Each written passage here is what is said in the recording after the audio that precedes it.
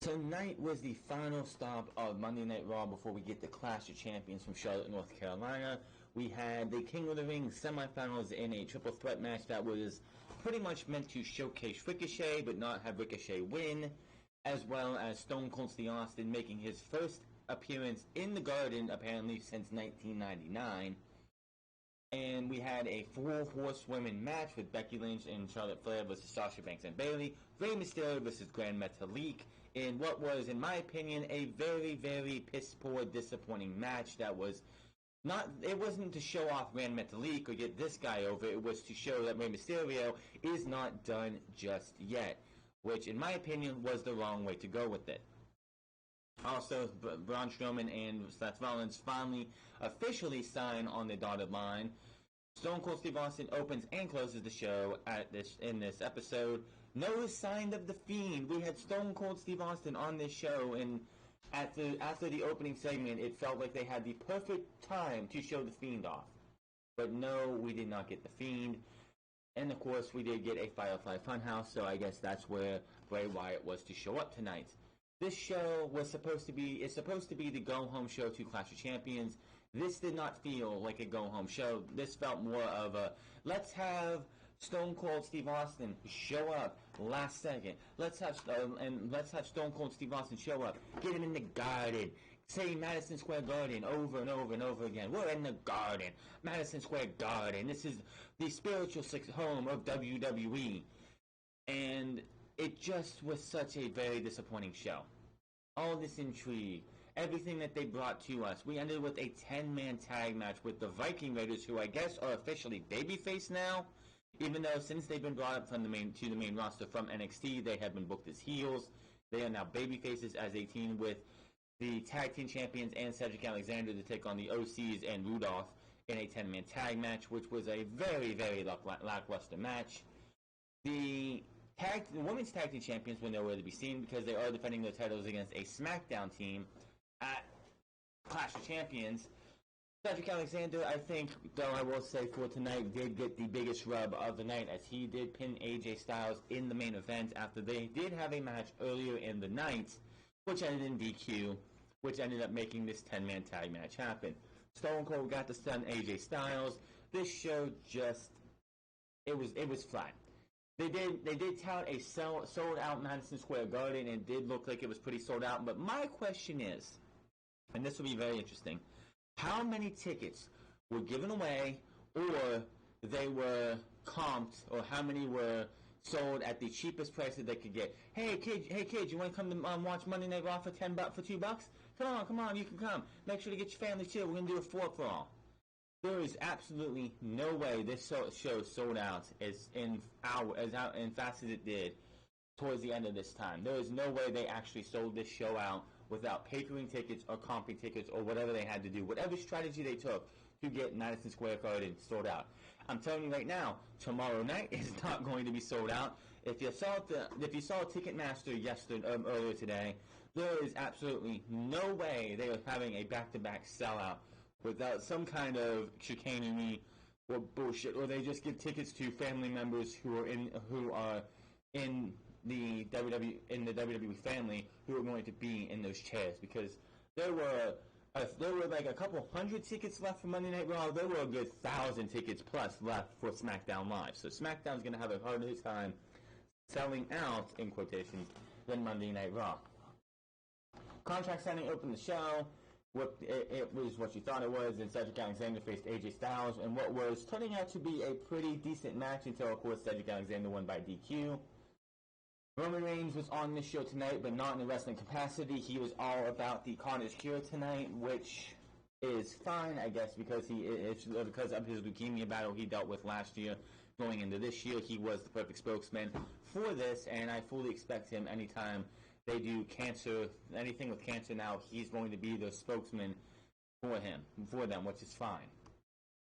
Let's see what else we had here. Charlotte Flair and Becky Lynch versus Sasha Banks and Bayley. This match just felt forced and flat as can be. I'm not going to blame the girls, the women. I think they tried their best to make this match as best as they could. But in all, this match just felt like They forced them on it. They forced them to be in this match. There was absolutely no build. No, not having Bayley and Sasha Banks take chairs to Becky Lynch and Charlotte counts as a big build going into a big match. These are the four horsewomen of WWE. Sasha Banks, Bayley, Charlotte Flair, Becky Lynch. This should have been built up for weeks, if not months, leading to a pay-per-view match at Survivor Series or something, or like, because the draft's going to be coming up. Becky's probably going to lose the title. Well, Becky and Charlotte, Becky and Bayley are probably both going to lose their championships eventually. Becky gets drafted to SmackDown.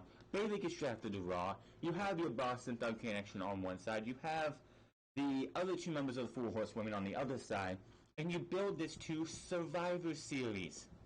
Becky Lynch and Charlotte Flair versus Bayley and Sasha Banks in a match that has heat, that has proper build, that gets these four women to be what we want them to be.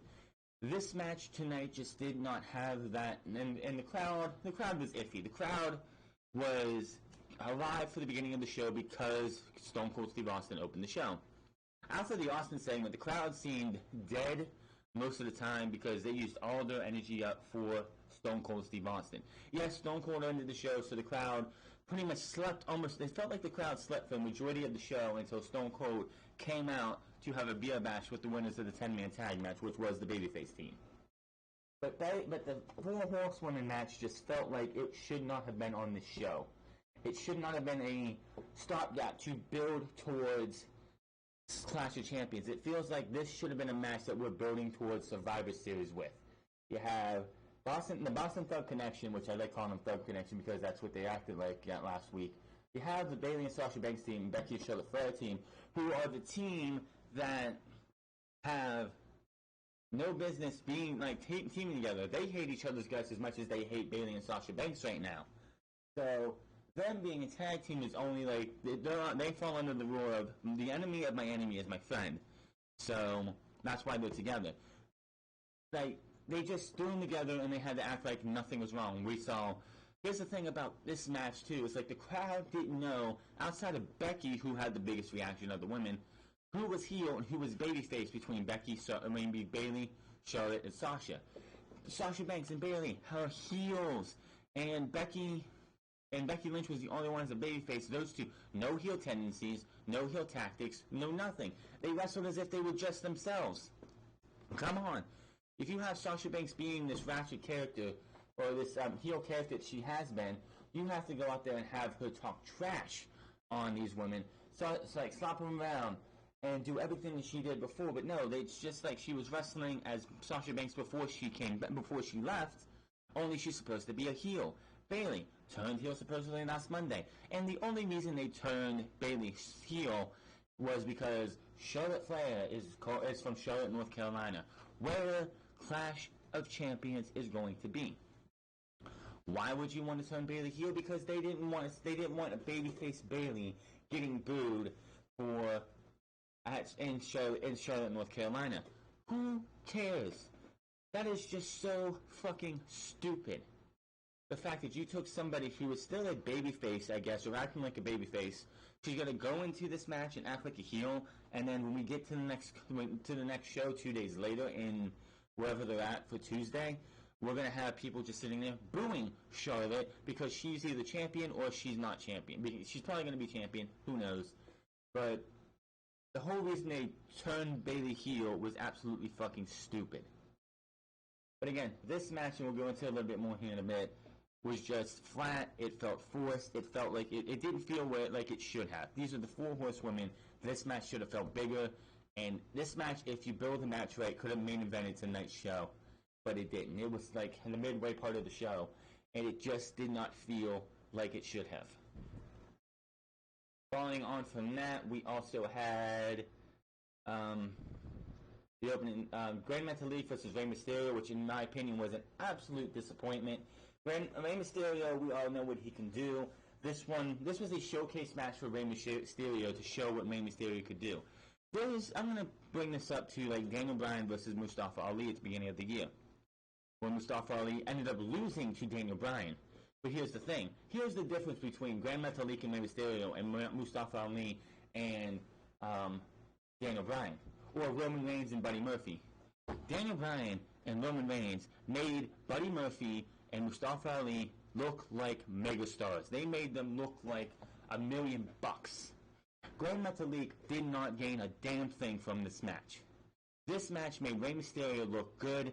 Gran Metalik got a shimmer, a shine here and there. But majority of this match was all Rey Mysterio and making Rey Mysterio look good. We don't need to know how good Rey Mysterio is. We all know how good Rey Mysterio is. This match should have went a little bit longer, should have had more showcase for Gran Metalik. But no, they gave 90% of this match to Rey Mysterio, and this match was definitely a big letdown. Then we had ourselves the King of the Ring qualifier of Joe versus Ricochet versus Baron Corbin. The reason that the match happened like this is because they wanted to give Ricochet a big showcase and let him, try and get him over. And if you go watch my episode of Unscripted last night, or yesterday, episode 85, I believe, where I even talk about this match, I called how this match was going to go. I'll talk about it a little bit later, but go check out Unscripted. Before you finish this, go back to Unscripted, go check that out. And I don't know what the timestamp is, but during the opening part of that, because I always do Raw, SmackDown, and NXT, or during the beginning of that, I talk about why this was a triple threat match, and I absolutely called how Baron Corbin was going to win this match. I absolutely called. And as you get to the King of the Ring, and this is what King of the Ring looks like right now. So, tomorrow night, Baron Corbin's opponent will be decided. If Elias... Here's my biggest fear right now. Elias beats Chad Gable. Then we get Baron Corbin versus Elias in the finals of the King of the Ring. Now, that makes no sense, but it would be a way for WWE to stick it to us. Chad Gable's winning tomorrow because Chad Gable versus Baron Corbin is the tall Baron Corbin and the short Chad Gable, the David versus Goliath type finish to the King of the Ring. And again, I know at Clash of Champions, I'll be coming up here and putting Baron Corbin's name down here on the King of the Ring winner. I just know it. It has been obvious. It's like WWE had Michael Cole the week before the King of the Ring started, just during the Cedric Alexander and Drew McIntyre match, blurt out who was in the King of the Ring. And the last name that they mentioned was Baron Corbin. And I'm like, Baron Corbin's winning King of the Ring. That very second that Michael Cole said Baron Corbin, I was like, he's winning King of the Ring. There is no fucking way Vince McMahon is not putting Baron Corbin in King of the Ring if he's not winning. There's no way about it. If Vince McMahon had his way, Baron Corbin's going to win this King of the Ring tournament, and then he's going to win the Universal Championship. No ifs, ands, or buts about it. Vince McMahon has a hard-on for Baron Corbin. We may not like him. He might be awful in the ring. But Baron Corbin is Vince McMahon's favorite right now. Like his favorite heel, I should say. Not his favorite overall, but his favorite heel. After the King of the Ring semifinal match, we had a rematch from last week, Lacey Evans versus Natalya, and this match did not need to be on this card. This match should have been on main event, where it belongs. Natalya, it's time to hang it up, honey. You are past your prime as being anything good for this company. You have done your job. You were the anchor for the Divas division on the way to the Women's division. Your time, you have done your job. There's nothing left for you to do to help advance the women's evolution except go retire. Go spend time with TJ. Be a coach down in NXT. Maybe even be a commentator if you want to do that thing. But your time on the main roster as an active competitor needs to come to an end. You have nothing left to give. Lacey Evans is not a good wrestler. This is another rep match between her and Natalya. This is the third match that Natalya and Lacey Evans have had since Lacey Evans has been on the main roster. And none of them have been good. This match was sloppy. This match was just boring. This match sucked. And then we had a Firefly Funhouse segment. Later on, they did show us that Enes Kanter of the Boston Celtics won the 24/7 title before Truth won it back to him. What the fuck can do? Who gives a shit? And then we had a big 10-man tag match of Braun Strowman, Seth Rollins, Cedric Alexander, Io Kanaiva, or, I'm sorry, Hanson and Rowe, my bad, Hanson and Rowe, the Viking Raiders, Dolph Ziggler, Robert Roode, AJ Styles, Luke Gallows, and Carl Anderson. And this match was your typical 10-man tag match, and I honestly don't think the Raiders were in this match very long. I have to maybe go back and see for a second, but from what I saw, it's like the Raiders didn't get in until the end of the match, which is fine, I guess. All I gotta say, the only positive that came out of this match was the fact that the Hanson and Rowe were not squashing a local indie talent or a performance center wannabe. It's just like, this is hopefully the start of the Viking Raiders starting to get the dominance in the baby faces now. So maybe, just maybe, when Braun Strowman and Seth Rollins lose the titles to Rudolph at Clash of Champions, I'm calling it now, or we can talk about it on the prediction show later this week, I'm calling Rudolph to win the titles and then possibly feud with the Viking Raiders, with the Viking Raiders winning the titles at Hell in a Cell. And all will be good in the world. That's all I'm going to say, is all will be good in the world. So, not a very good episode of Monday Night Raw. This was kind of a disappointment. You have all of this potential. Austin's going to be there. The contract signing. Maybe we could see The Fiend tonight attack Stone Cold Steve Austin. But that was just us having wishful thinking, because Stone Cold Steve Austin is not going to let himself look weak on Monday Night Raw. Not anymore. We could have had a fantastic women's tag team match with the 4 Horsewomen, but that was a letdown. Grand Metalik versus Rey Mysterio was a massive letdown. The triple threat match for the King of the Ring was a decent match, and it was an obvious, predictable outcome. Baron Corbin is going to win the King of the Ring. And then, of course, we ended the show with a 10-man tag match, followed by a beer bash, which I, again, was just hopeful. Well, Stone Cold Steve Austin's coming back out. Oh, God, please let The Fiend come out and attack him. Maybe leave him laying, and then the lights come out and go back out, the lights come back on, and everyone's in the ring like, whoa, where the hell did The Fiend go to, while Austin is just laying out from the Fiend attack. But they didn't do that. Now, tomorrow, The Undertaker will be on SmackDown Live. And SmackDown Live has The Undertaker, but there's nothing. The Undertaker hasn't been announced for anything. So why is The Undertaker there? The only thing I can think of is The Fiend. I'm not the only one thinking this. Jason Solomon, the Solomon Monster, is thinking the same thing. There's no other reason that The Undertaker is there other than to drive ticket sales, which obviously is not working. However, The Fiend is the perfect thing to do to take out The Undertaker. Now, if The Fiend takes out The Undertaker, I would absolutely love to see The Fiend take The Undertaker to like a 2-minute squashing The Undertaker with the Mandible Claw to retire The Undertaker at either Survivor Series, not WrestleMania, Survivor Series. That's where The Undertaker made his debut. That should be the player The Undertaker retires. Everyone's like, oh, it should be WrestleMania. That's because he had his 20 plus undefeated streak for all those years. No, The Undertaker made his debut at Survivor Series, not WrestleMania. He should retire at Survivor Series. Coming full circle, people. Coming full circle. With The Fiend retiring The Undertaker. But this is WWE. Nobody wants. Like, Vince McMahon is not going to retire The Undertaker. The Undertaker is going to have to be like in a full body cast for Vince McMahon not to use The Undertaker. The show opens up with Stone Cold Steve Austin, who is in the ring. He helps his MSG return and gets his signature what treatment, which I fucking hate the what chance. If there was one thing the 2001 edition, heel edition of the heel edition of Stone Cold Steve Austin could be vilified for, is the fact that he created the what chance. The what chance have got to die. We have a better chance of no one chanting ECW or CM Punk again than what chance dying. Half the people chanting what don't even know where the what chant came from. That's the sad part. Most of the people who are in the crowd chanting what don't even know where that came from. They just see people on TV chanting what, so they think, well, when I go to a show, I should chant what too. Nobody knows. Half the people in that crowd, I guarantee you, don't know where the what chant came from. He talks about his memories from facing Bret Hart at Survivor Series and a couple other ones before we get down to brass tacks, which is, of course, to bring out the tag team champions to give them to have them sign the contract.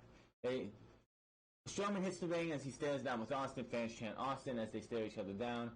Braun Strowman goes for a handshake, and Austin just looks at it and then introduces Seth Rollins. He shakes both of their hands and says, "We have business to get to." Austin isn't sure why they keep having trouble signing this contract, but he's here to make sure it happens.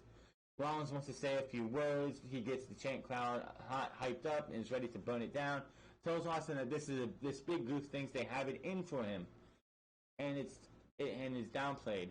It goes on and it's downplayed. Rollins talks about how he is how good he is, and he will be the champion coming out of Clash of Champions. But he gets booed by some. Rollins signs, and Strowman says he grew up watching Austin and has nothing but the utmost respect for him. But let's be honest, Steve, a rattlesnake is still a snake.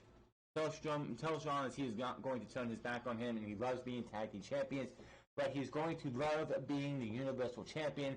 Strowman says, to quote one of the greatest of all time, he's going to open a can of whoop ass, and when he says that, Stone Cold just lowers his head because he doesn't want to see himself. I don't think he wants the crowd cheering, seeing him laughing or less seeing him laugh. And he's going to get, and Rollins is going to get these hands. He signs, and they go to shake hands, and out comes the OC. AJ Styles takes the mic and asks Luke Gallows and Carl Anderson to stand next to him. He mocks everyone in the ring and talks trash to the fans, telling them to shut up after he gets the what chant. The OC get close to the ring, and AJ tells Austin to stay out of this because it's nothing to do with him. Fans, of course, boo, and he says this is why no one likes coming to New York, because the fans just saying, they chant, what, over and over and over again. Everyone chants asshole at AJ Styles. AJ says Austin has turned into a real asshole after Austin, of course, says, I don't know how good your hearing is, but you have about 18,000 people calling you an asshole. Haven't heard that one in a while, which we really haven't. And he said, you're a real asshole in your old age. The OC is in the ring now, and Austin calls Austin an old fart, which, really, are we like in kindergarten, man? I mean, come on. Fans boo him some more. They face off. AJ keeps running his mouth, and Austin moves the table out of his way, which was separating the two sides. Austin said he doesn't know where AJ is coming from, but he knows where he's going. Of course, AJ at this time was still complaining about the fact that Braun Strowman just looked at the Universal title and got a title shot. And of course, back in the day when Austin was around, that's not how that happened. So that's what he was complaining about. Strowman and Rollins attack the OC as Austin watches. Strowman goes to the ring and runs over Gallows on the outside and then goes after Anderson. AJ ducks a stomp in the ring and sends Rollins to the outside. He runs his mouth some more, wanting them to come in and get some more, but Austin turns him around, hits the stunner, and that was that. Austin gets to his face as he starts talking. Austin calls for some Broken Skull IPA beers, tossed in the ring. He hits the corners and poses as the music hits. And I'm thinking, this is perfect. AJ's stunned, AJ's down. This is the perfect time to have the lights go down. Then we could have had a CM Punk Undertaker move in SummerSlam back in 2009, where CM Punk stood above Jeff Hardy. The lights go down, lights come back up, and Jeff Hardy's gone, and it's the Undertaker.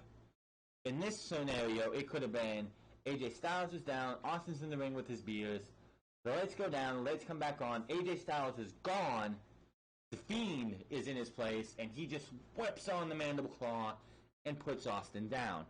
But that didn't happen as he exits and goes to the back, and we'll see him at the end of the night. Austin made that segment what it was. Austin was the MVP of the segment. Braun Strowman, Seth Rollins have absolutely no chemistry whatsoever. I don't give a shit about their match on Sunday. Quite honestly, the fact that we know Bray Wyatt's going to be challenging one of these two, it doesn't really fucking matter to me. If the Fiend doesn't win at Hell in a Cell, then there's a fucking problem. Cedric Alexander versus AJ Styles is the next thing we saw right after the break. Definitely a good match. This match was becoming good. AJ, of course, was like recovering from the stunner. Cedric Alexander did have the kinesio tape on his shoulder from last week's attack. Cedric just starts beating the hell out of AJ Styles from the start. He's trying to get revenge on what happened last week. Match gets ready. It's really getting good. AJ gets a big elbow. Cedric goes up and hits a kick to the head. Carl Anderson and Luke Gallows pull him down. They start brawling after the bell. Cedric Alexander, of course, wins by DQ. Out come the Viking Raiders. I don't know what the hell. I'm like, holy shit. Of course, there was the tag team turmoil match 2 weeks ago. And the tag team turmoil ended up with the Viking Raiders and the OC getting double DQ'd. Of course, the Viking Raiders have been built as heels recently until the tag team turmoil match. So I guess they're big baby faces again, which is what they should have been in the first place. Now again, with Rude and Dolph Ziggler possibly most likely winning the tag team titles this Sunday, the Viking Raiders should be built up to be their challengers. Yes, we get the OCs versus the Viking Raiders. The Viking Raiders go over. And then we have, at Hell in a Cell, the Viking Raiders versus Rudolph. Maybe the Rudolph team keeps the titles by nefarious means, not by pinning the Hanson or Rowe, winning by DQ, winning by countout, losing by countout, whatever. Having the match continue until we get to Survivor Series and on. You can push this thing all the way out to the end of the year, where the Viking Raiders beat Rude and Ziggler. I want to say Rude and Gable because that was such a good fucking tag team. Rude and Ziggler, Rudolph, finally, and they take the tag team titles and they hold them till at least WrestleMania. But Cedric Alexander and the Viking Raiders stood tall. I have no problem saying Viking Raiders. It's just the main roster names. Eric and Ivar are just they're just awful. I'm going to stay with Hanson and Rowe. Sasha Banks and Bayley backstage. They say Becky Lynch and Charlotte Flair should be mad for what happened last week, and they are officially back together now. Bayley says there was no better bond between two superstars than me and Sasha. They hype the match up some more as they cut to Flair and Becky getting ready for another arena in their locker room. Now, when you see Becky and Charlotte getting ready, Charlotte's getting her robe on. Becky's taping her one wrist because she already has her one cuff on, and she's just staring daggers into Charlotte Flair. Like, she's wrapping her arm up, and her gaze does not leave Charlotte Flair whatsoever because she's like, bitch, I know I don't like you one fucking bit, but I have to team with you to be able to take on the two bitches who have attacked me the last 2 weeks, or the last 2 weeks, or the last few weeks or so.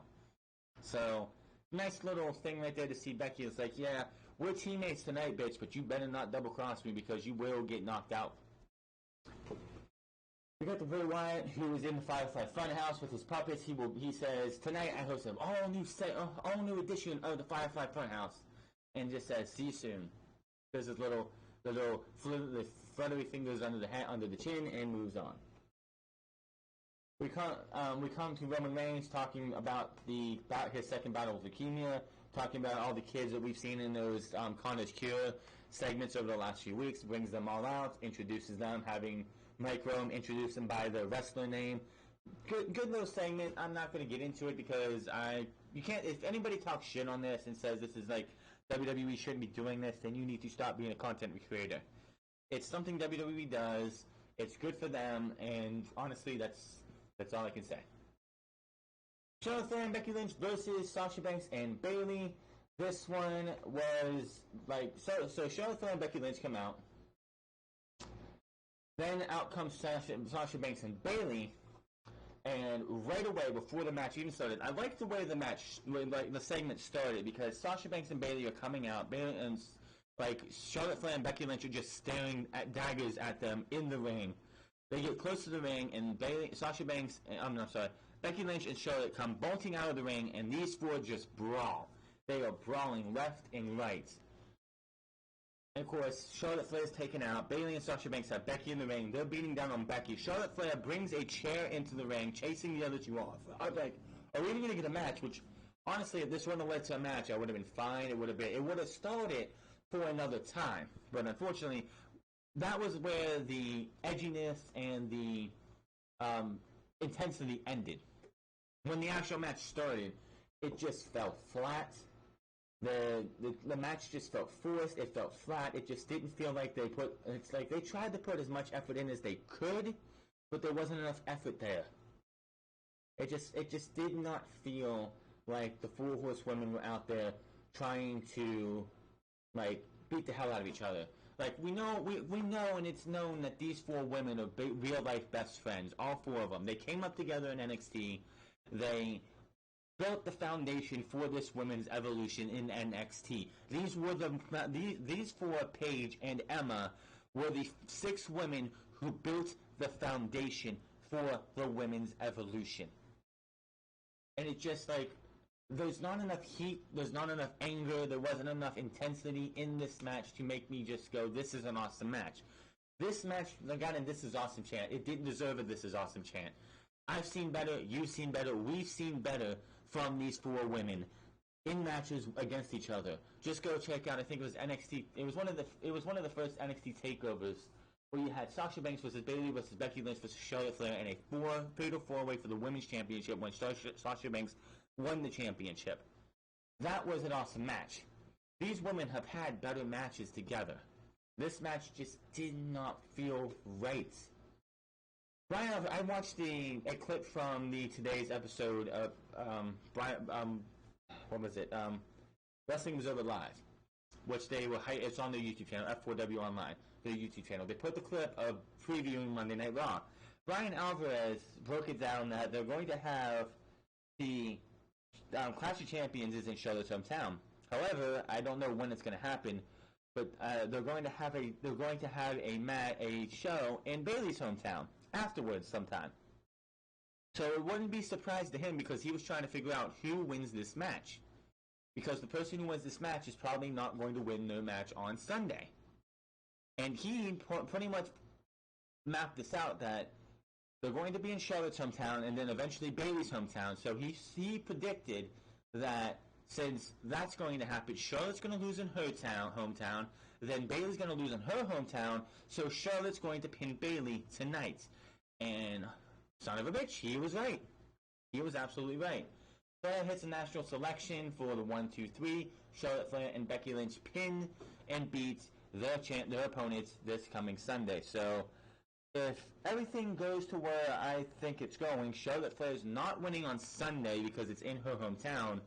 Bayley and her are going to have a match whenever they're in Bayley's hometown. Because I know Survivor Series is in Sacramento. Hell in a Cell is in Sacramento, and then Survivor Series is in Chicago.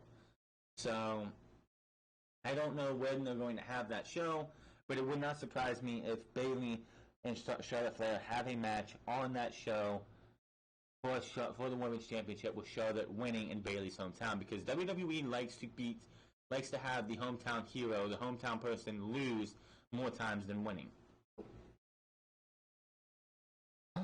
They show us replays of what happened, and then we have Rey Mysterio versus Grand Metalik. This I wanted to see it be a great match. See these guys going out there giving us equivalent to what Andrade and Rey Mysterio did earlier in the year, what Buddy Murphy did with Daniel Bryan and Roman Reigns, or with Buddy Murphy and Ali, Ricochet versus Drew McIntyre. This match didn't come close to any of those matches. This match was let's showcase what the hell Rey Mysterio still got, and let's give Metalik a few things here and there to show that he can hang with Rey Mysterio. But other than that, this is a Rey Mysterio showcase match. Rey Mysterio should be willing to put other people over or make other people look fucking great. Rey Metalik at the end of this match did not look great. To me, especially, at least to me, he didn't. I don't know about you, but this match just felt so Rey Mysterio. Like, this was Rey Mysterio heavy. Yes, there was a tope from the inside to the outside from Grand Metalik to Rey Mysterio, which on replay looks so brutal because Metalik, I think, went a little bit too far, and his ass landed on Rey Mysterio's head and went down to where Rey Mysterio fell on the ground like he's supposed to, but Metalik's ass was sitting on the side of Rey Mysterio's head. That looked terrible. But yeah, this match on the whole felt more of like, this is all for Rey Mysterio. Metalik's going to get a bone here and there, but this is to put Rey Mysterio over, which Rey Mysterio does not need to be put over. If Rey Mysterio was to win this match, that's fine. But Grand Metalik did not, like, if you were trying to make Grand Metalik and Rey Mysterio both look good coming out of this, that didn't happen. Grand Metalik looks no better than he did coming into this match. As I stated earlier, Daniel Bryan made Mustafa Ali look like $1 million in his match at the beginning of the year. Daniel Bryan and Buddy Murphy, even though I know Buddy Murphy won, was a fantastic match. Roman Reigns versus Buddy Murphy was a fantastic match. Ricochet versus Cedric Alexander and Ricochet versus Drew McIntyre. Those two matches right there were fantastic. Buddy Murphy versus Ali was fantastic. Andrade versus Chad Gable, even though it was a short match, was fantastic. This match was not fantastic. Nobody looked good coming out of this match. Nobody. This was all, Rey Mysterio's not done yet. With the way your storyline has been building with Rey Mysterio, that this guy is contemplating not being in WWE anymore, why would you not have him lose? Why would you not have him go out there and give you a battling effort and lose, and that second guessing still coming back, but Dominic has to be there too? If you're trying to introduce Dominic as somebody to the WWE Universe, Rey Mysterio should not be beating somebody in not even a hard-fought match, in a match, but not a hard-fought match. This match was not hard-fought. This match was just, it should have went a little bit longer. The Lacey Evans and Natalya match could have been scrapped from this show, and that time could have been given to this match, and maybe this match to me would have been a little bit better. But to me, this match was just absolutely disappointing. Grand Metalik, I hear so great things about Grand Metalik and how he's such a great fucking wrestler, and WWE refuses to show what this guy can do. Rey Mysterio wins with a 619. Not much else I can say about this other than what I've already said. I know him and Metalik had a nice little respect thing after the match, so there is what it is. But not much else I can say. We see Braun Strowman and Seth Rollins backstage talking to Cedric. We go to commercial break, and we find out we're going to have a big 10-man tag team match in the main event. NXT superstars Montez Ford and Lil Dawkins do their shtick, which is not getting them over by any means necessary. King of the Ring quarterfinals triple threat: Samoa Joe, Ricochet, and Baron Corbin. If this was to get Ricochet over as a major big star, you failed. Out of all of the people in the tournament, Baron Corbin is the one person on this entire tournament that did not need to be in the finals or come close to winning King of the Ring. Baron Corbin, yes, it might fit his gimmick, it might be good for his gimmick, but Baron Corbin, out of everybody in the King of the Ring, did not need to be this far. Baron Corbin should have lost to Cedric Alexander. Then you could have had Cedric Alexander versus Samoa Joe or Cedric Alexander versus Ricochet, which would have been a fantastic match. And there you go. But no, we're getting Baron Corbin. And I called this. I knew exactly how this was going to go. How are you going to have a match where you have a triple threat match, and you're trying to make Ricochet look like a big star, trying to make Ricochet be a showcase match for Ricochet where he's not winning? How do you do that? This is really simple booking. This is real easy if anybody wants to know how to book a finish like this.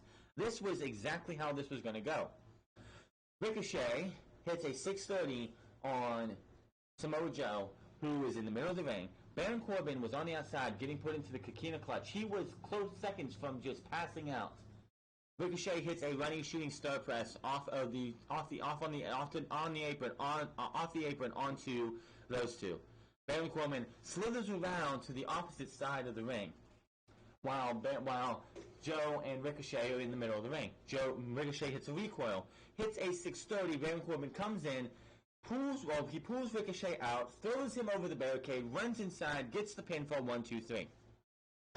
If you didn't see that one coming, I don't know what to fucking tell you.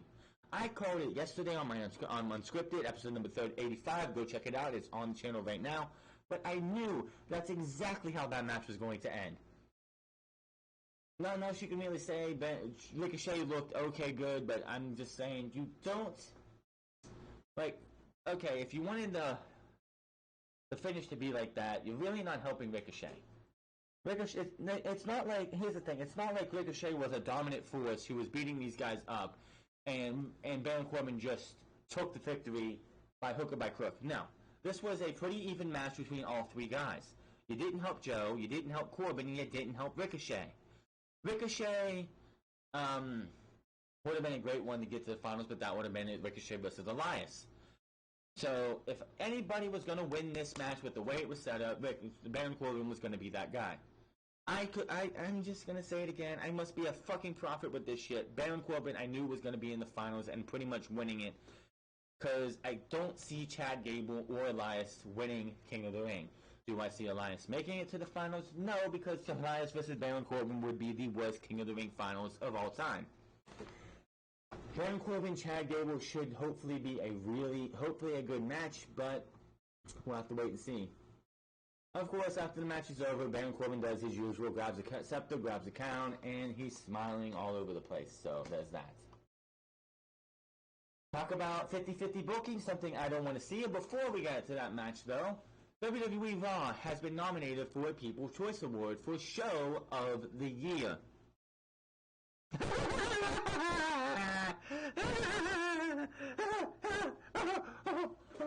You serious? You're serious? Show of the year? Are you kidding me?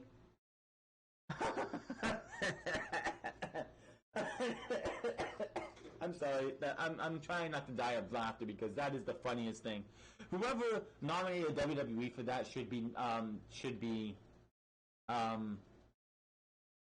fired.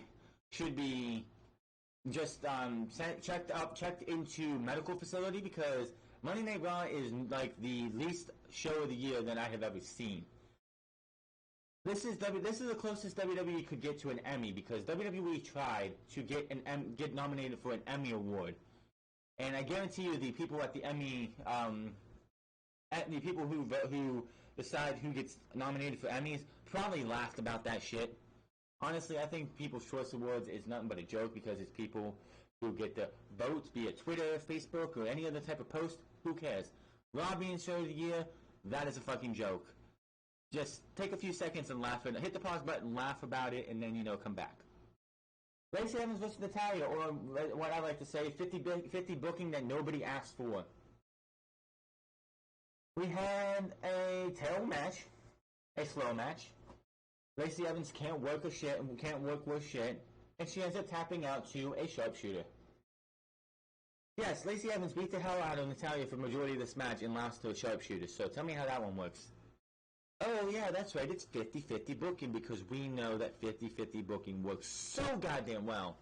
That's why nobody's over, nobody gives a shit about anybody, while nobody feels like a big star outside of a Brock Lesnar, Stone Cold Steve Austin, Undertaker, Triple H, Shawn Michaels, Goldberg, and so on and so forth. If you're a mainstay on the roster and you're not somebody like, I don't know, Becky Lynch and Kofi Kingston, who haven't really lost since they won their championships at WrestleMania, honestly, and I guess Sasha Banks too, because she just came back, you don't mean anything. Ricochet doesn't feel special.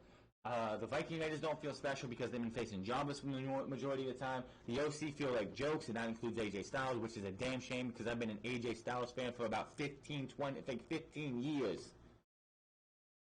It's sad, man. It's fucking sad to see the state of WWE and the fact that they still have this 50-50 booking nonsense going on. You had Lacey Evans in this match control majority of this match, which was a piss poor match as it is, and she gets put into the sharpshooter and taps out. It's like she's tapping out, and I don't even think Natalya really did anything to Lacey's knees or ribs or anything. It's like, I don't get it. I know you're trying to push Lacey Evans, and you're trying to make her this, like, the next in line to be your women's champion when the whole Becky Lynch thing dies, or her thing with Sasha Banks dies. You're not helping Lacey Evans. Having Lacey Evans go 50-50 with Natalya didn't help a damn thing for her. This was just boring as fuck. And again, here's another thing. Natalya, a month ago, was a fucking heel. But now that she got her ass kicked by, and she had a tear for her daddy on the day after SummerSlam this year, and she got beat up a couple weeks in a row by Sasha Banks. Now she's a babyface? Oh, God. I don't want to ever hear, come on, you guys! Ever. Again. God. Natalya, again, honey. It's time for you to call it a career. You have nothing left to give. You served your time in WWE. You did your job. You were the anchor between the Divas era, the dying days of the Divas era, and the women's division, the women's era that we have now. You have nothing left to offer for this company. Just float away. Float away. We go to the Firefly Funhouse as Bray Wyatt is starting to talk, and Robin comes up and just starts, stranger danger, stranger danger, stranger danger, stranger danger. I'm like, what the fuck?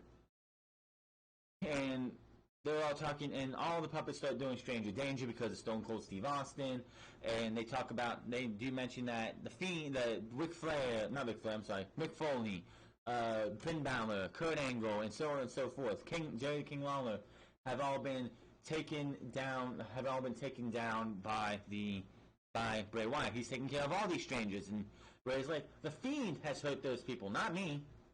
Abby mentions that her clock has been stuck at 3:16 since Stone Cold, every time Stone Cold shows up, so Bray Wyatt takes a hammer and hits it a couple times, and Abby can't look because of, getting crushed by a hammer.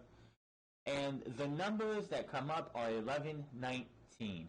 Of course, SmackDown by that time will be on Fox on Fridays because it's November 19th, which I believe is a Tuesday, right? November 19th is a Tuesday. So, what does the 11-19 mean? Nothing we've seen in the Firefly Funhouse up to this point has no meaning. So, the 11-19 means something. They will have a studio show for WWE on, I don't know when it's starting, but I'm sure it'll be on around that time. So maybe the Fiend makes an appearance on 11-19. I have no idea. Wyatt says those bozos, other than Austin, have taken something from him. They brought out the Fiend. He calls Austin a rattlesnake Rattlesnake does what does rattlesnake things. He says strangers are just friends you haven't made yet, which is kind of true for a lot of those people.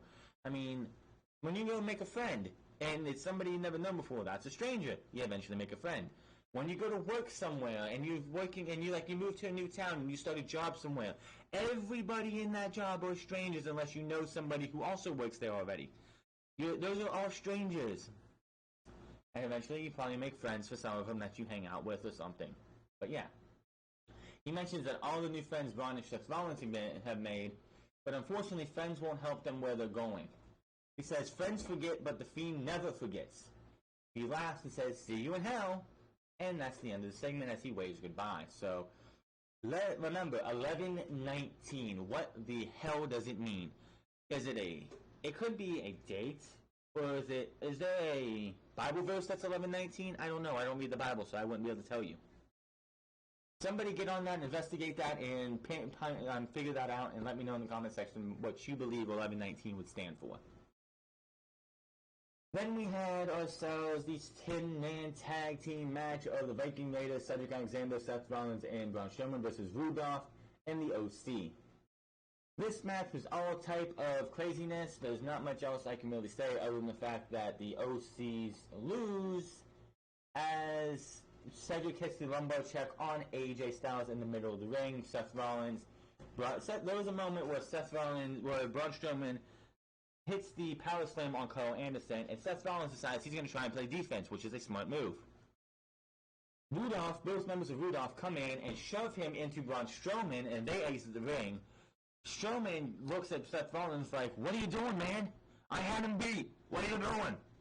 And they have a little bit of argument, and we go to break. We come back, and again, in the end, Cedric Alexander hits the lumbar check, pretty much securing himself a U.S. Championship match at the pay-per-view. So that was that. After the bell, as soon as that bell hit, the glass breaks, Stone Cold Steve Austin not walking to the ring. This motherfucker charges to the ring, running because they're running out of time.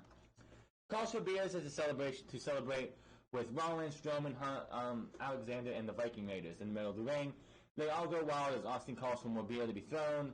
The Viking Raiders, who are Vikings, they're modern-day Vikings, who are excited because they are getting fucking beer. What do Vikings do? They drank. So they're getting their beer, they're chugging around, they're going fucking nuts. So, no stunners, no Fiend, no nothing. The crowd cheers as Austin and his friends as the final Raw Club 4 Clash Champion goes off the air. Was this a good show? Hell no. The crowd was dead for most of it. Putting Stone Cold Steve... I know why they put Stone Cold Steve Austin out there, because you had two games for the NFL tonight, and you wanted to get the fans to be watching Monday Night Raw.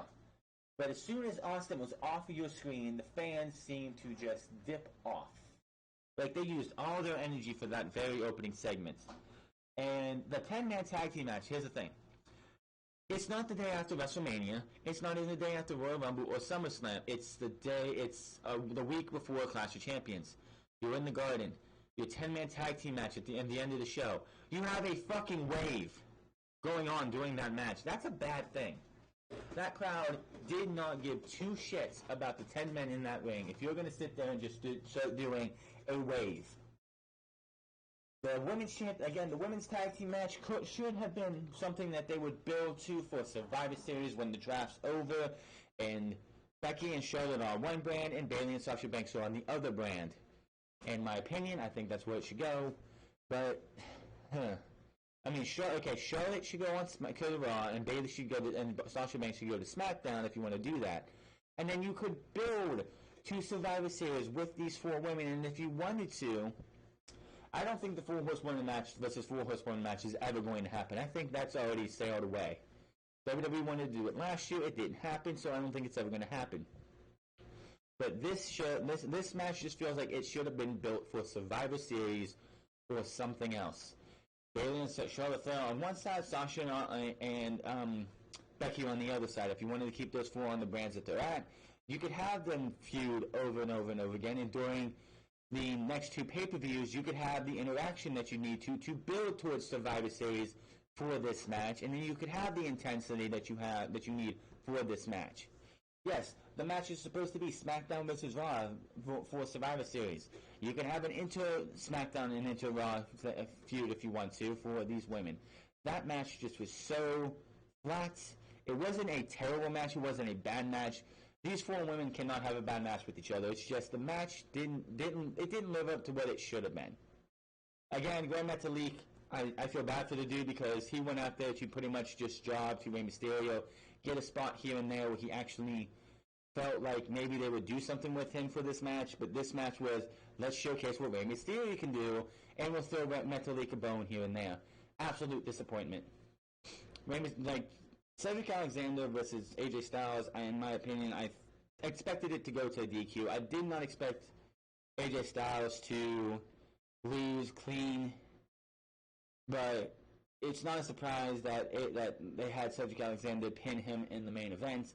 The Viking Raiders, I think, was the shock of the night because I didn't expect them to be the ones to come down. I mean, I should have seen it coming, but it's like WWE. The reason I didn't see it coming is because WWE likes to forget things a lot. Vince forgets a lot. You had the Viking Raiders and the OCs get double DQ'd in that tag team turmoil match, which led to Rudolph winning the show, the damn thing. That was 2 weeks ago. Vince McMahon seems to have this policy that if it's 2 weeks old and he doesn't find interest in it, he's just going to forget it. So honestly, I felt like Vince McMahon did not remember that the OCs and the Viking Raiders had any type of heat together because they didn't have any interaction last week whatsoever. So I was like, well, they forgot about it and we're going to move on. Anything else about this show? Stone Cold Steve Austin was there. This is WWE's cheaper way of trying to to sell tickets is on nostalgia, and it's not going to. It didn't work. You could tell. I can just tell you right now, Ray did not legitimately sell this thing out. If anything comes out and say they legitimately sold this show out, they're fucking lying to you. WWE had to have given tickets away. Probably said, can you guys bring your families here and put them in the crowds? We'll put them in the upper seats. We just need to fill this thing out. And personnel who work backstage probably got the 3 tickets for their family and all. That's how they got this thing sold. There's no fucking way they sold this show out. But this was your go-home show to Monday Night Raw's edition of Clash of Champions, and quite honestly, it was a big disappointment. The women's tag team match disappointed. The Grand Metalik and Rey Mysterio match disappointed, and nothing else in the King of the Ring match. I knew it was going to end that way, and it was nothing special. Nothing on this show stood out outside of Stone Cold Steve Austin, and that's a problem. Austin was the only thing on this show that stood out as anything that meant anything. If people don't find a problem with that, I don't know what to tell you. But this is Monday Night Raw review for 9/9/2019. Hit that subscribe button, comment down below, like or dislike this video. Find me on Twitter and twitch.tv/The France Club, and I will see you guys tomorrow with SmackDown Live. Make sure you go check out Raw, SmackDown, NXT from last week, as well as Unscripted, where I rightfully predicted how the King of the Ring semifinals was going to go. But I will see you guys tomorrow.